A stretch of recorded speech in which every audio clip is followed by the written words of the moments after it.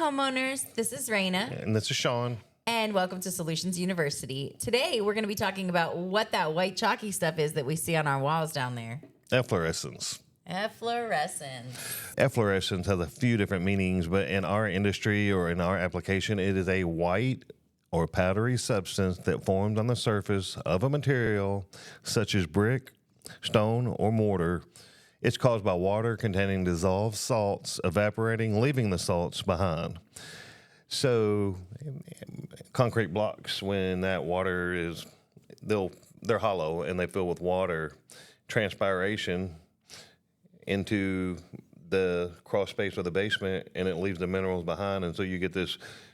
It's actually kind of ugly efflorescence on it. So. Now, the good news about efflorescence, folks, is not harmful unless you eat it. So don't use it as seasoning. It is harmful. It's harmful to your walls because it makes them look terrible. And so it'll lift.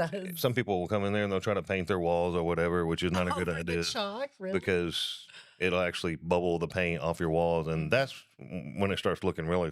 But I can show you pictures where if it's not harmful, it sure does look terrible. So no, it definitely looks terrible. So efflorescence, I guess once somebody sees that, it's unsightly, so they want to do like a waterproofing kind of application to it, which is usually a product maybe like Dry Lock, for example. The problem is that the latex products, and latex grows mold, so then it becomes dangerous. So, but efflorescence is you most often see it in basements with cinder block walls. You can see it on the stone and the mortar.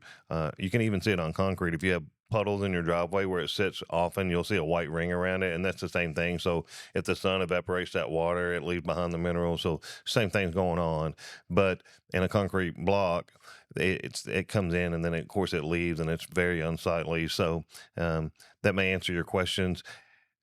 It says there's ways to remove efflorescence according to AI. I disagree with all of these. It says spray it with pressurized water to dissolve it. Apply diluted white vinegar to the efflorescence, and then brush using a strong brush to remove the efflorescence. So the problem with these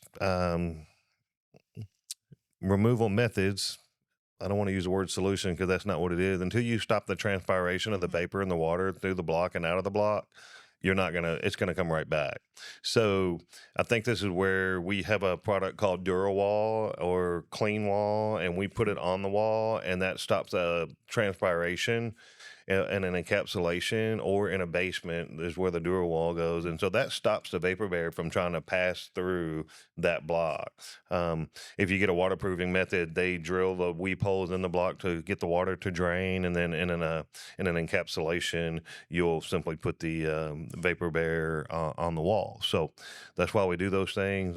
Very important. And efflorescence, again, like Raina said, is not harmful, but very unsightly. And when you try to... It is definitely one of the first signs that water is slowly seeping into your area. My mama taught me, don't ever sew anything thinking it won't show, because it will. So that's what happens next. Everybody tries to hide the efflorescence, and until you do it the right way, it's going to show back up again. So if you want a solution, give us a call. We'll be glad to come out and help you out.